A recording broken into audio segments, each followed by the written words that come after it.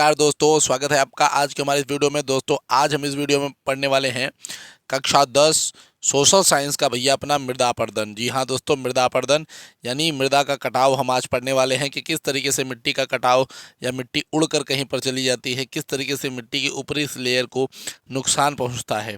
ठीक दोस्तों, तो एकदम ज़्यादा लेट न करते हुए आपका भैया यूपी बोर्ड एग्ज़ाम एकदम सर पर आपके मंडरा रहा है। यूपी बोर्ड एग्ज़ाम आपके सर पर मंडरा रहा है। 2024 का बोर्ड एग्ज़ाम आपके सर पर है दोस्तों।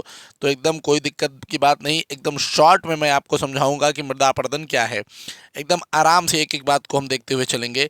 तो सबसे पहले देखिए दोस्तों, मृदा अपरदन होता क्या है। तो मृदा के कटाव और उसके बहने की, ठीक, या बहाव की, आप ऐसे कह सकते हैं कि उसके कटने की या उसके बहाव की प्रक्रिया। थोड़ा यहाँ पे ध्यान दीजिएगा, बहने की प्रक्रिया है, बहन नहीं है। ठीक, तो मृदा के कटाव और तथा उसके बहने की प्रक्रिया ही मृदा अपरदन कहलाती है, उसके बहाव की प्रक्रिया ही मृदा अपरदन कहलाती है। मृदा के बने और अब देखिए यहाँ से ध्यान से समझिएगा एक एक बात को कि मृदा के बनने और अपरदन की क्रियाएं आमतौर पर साथ साथ चलती हैं। यानी मृदा जो बन रही होती है उसकी क्रियाएं तथा उसके अपरदन की क्रियाएं साथ साथ चल रही होती हैं। किंतु कई मानवीय क्रियाओं से मृदा अपरदन तेजी से होने लगती है। तो ये देखिए चलता रहता है कि मिट्टी बन रही है, मृदा बन रही है, साथ ही साथ उसका अपरदन चल रहा है। लेकिन कुछ मानवीय कारकों से ये बहुत तेजी से होने लगती है। देखिए अभी आप समझ में आएंगे कि मानव कितना नुकसान देते हैं पर्यावरण को। तो इसमें सबसे पहले बात आ जाता है भौतिक कारक का। तो भौतिक कारक की अगर बात करें तो ढाल वाली भूमि पर अपरदन समतल भूमि की अपेक्षा अधिक होता है। यानी जहाँ पर समतल भूमि है, जहाँ पे समतल भूमि है वहाँ से अपरदन कम होता है, जितना कि आपको देखेंगे कि एक ढाल वाली भूमि से होगा। एक ढाल वाली भूमि से जितना अपरदन होता है उतना भैया कहीं और से नहीं हो रहा है, ढाल वाली से ज़्यादा होने लगता है।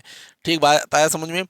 तो ज़्यादा भारी वर्षा से मृदा अपरदन होता है। अब पानी ज़्यादा बरस रहा है, ठीक, अगर आपका जो है रेन ज़्यादा हो रहा है, पानी ज़्यादा बरस रहा है, तो इससे क्या होता है कि मृदा अपरदन ज़्यादा तेज़ी के साथ होता है।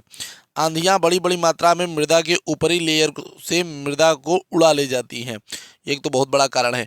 सबसे बड़ी दिक्कत यहाँ पर होती है, कहाँ पर होती है दोस्तों, मरुस्थलीय प्रदेशों में। जो मरुस्थलीय प्रदेश है वहाँ पे तो भैया आंधी से जो है पूरा का पूरा भैया उड़ जाता है ऊपर का लेयर से ही, तो बहुत दिक्कत हो जाता है। अब आगे अगर देखें दोस्तों तो मानवीय कारकों में हम क्या क्या देख लेते हैं। मानवीय कारकों में भी देखना पड़ेगा।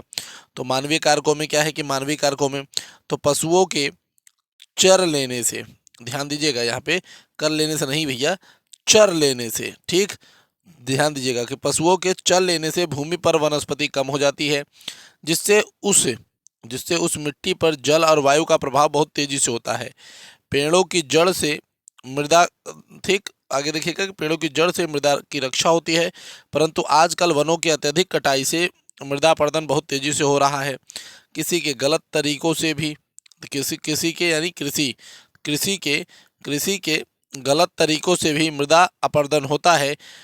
खनिज के पदार्थों के लिए धरातल को खोदा जाता है, यह भी मृदा अपरदन का एक प्रमुख कारण है। जो गलतियां हुई है उसके लिए मैं माफ़ी चाहूँगा, क्योंकि थोड़ी जल्दी जल्दी वीडियो बनाए इसलिए ये गलतियां हुई। कोई बात नहीं, अगली बार से हम इन पर ध्यान देंगे।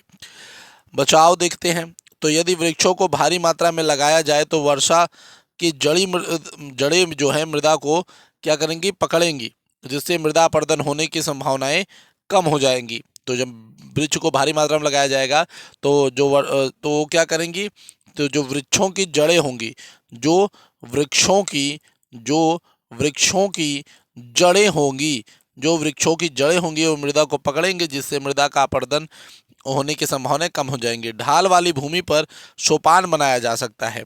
सोपान कृषि मृदा अपवर्दन को क्या करेगी या नियंत्रित करेगी। नदियों पर बांध बनाकर जल के वेग को कम करके, ध्यान दीजिएगा, नदियों के जो है उसको कम करके मृदा अपरदन को रोका जा सकता है। पशु चारण पर यानी पशु को चराने पर प्रतिबंध लगाकर और कृषि प्रणाली के सुधार करके मृदा अपरदन को रोका जा सकता है। तो ये कुछ कारण थे भैया मृदा अपरदन के होने के तथा उसके बचाव के उपयोग भी। दोस्तों वीडियो कैसी लगी ज़रूर बताइएगा। जो गलतियां हुई मैं उसके लिए आपसे माफ़ी चाहूँगा। मैं चाहूँगा कि अगली बार से हमसे ये बिल्कुल गलतियां ना हो। तब तक के लिए आप पढ़ते रहिए, मुस्कुराते रहिए और बोर्ड में अच्छे नंबर लाइए। यही हमारी इच्छा और हमारी मनोकामना है। धन्यवाद। मिलेंगे आपसे अगली वीडियो में, तब तक के लिए जय हिंद, जय भारत।